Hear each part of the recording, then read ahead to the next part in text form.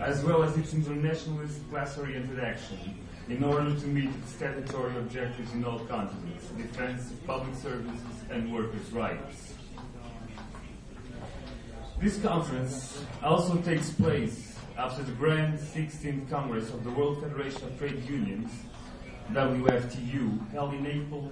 2011 in Athens, attended by 808 delegates from 121 countries from all 5 continents, and which confirmed its strength and vitality as a legitimate representative of the working class throughout the world. And my comrade is telling me that here in this last conference was adopted the action plan Athens Pact and not in the 11th Congress of Turin. TUI-APE is a sectoral organization of the WFTU family with which it cooperates, without compromising its organizational, political, and trade union decision autonomy, by respecting decisions of its congresses. Our main objective is, through the struggle of the working masses, to defeat the ruling class, representative of big transnational monopolist capital, as a condition for building a society without exploited or exploiters. Comrades, the elevation of the workers' class consciousness is a fundamental condition for the referred development of class struggle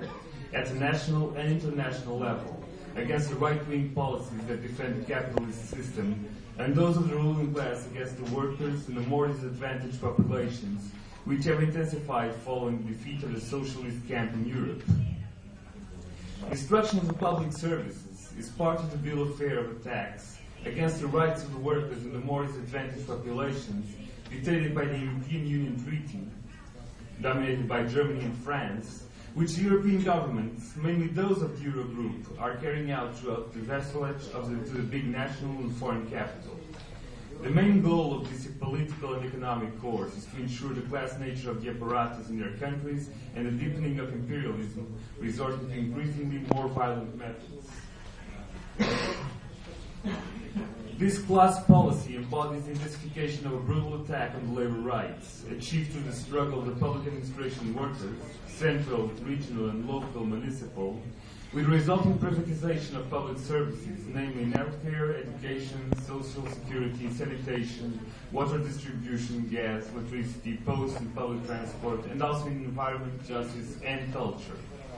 This represents the settling of accounts by big business with the workers, after witnessing the improvement of the world correlation of force in its favor with the fall of socialist countries in Europe,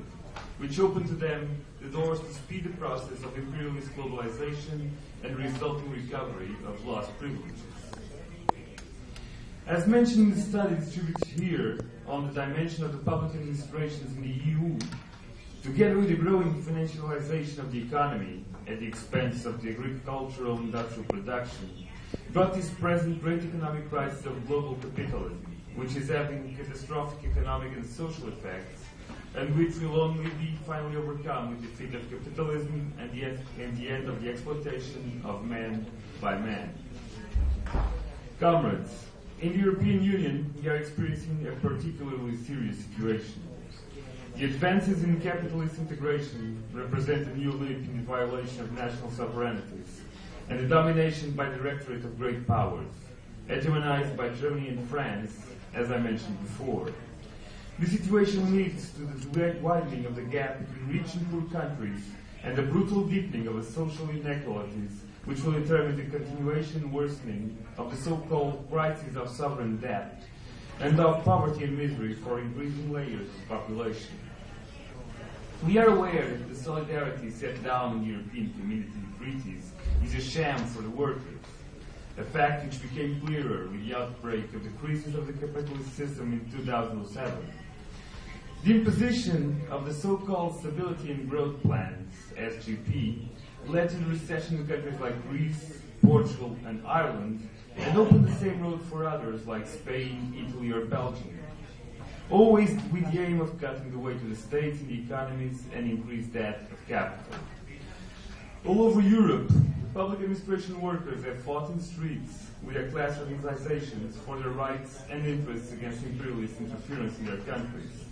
We salute these great and small struggles and affirm that they can always rely on the solidarity of these two and on WFTU. Please allow me, here and now, to emphasize the example of struggle and resistance shown by the workers from Greece, led by Pamen, and the Greek people, to whom, from here, we convey profuse and fraternal greetings.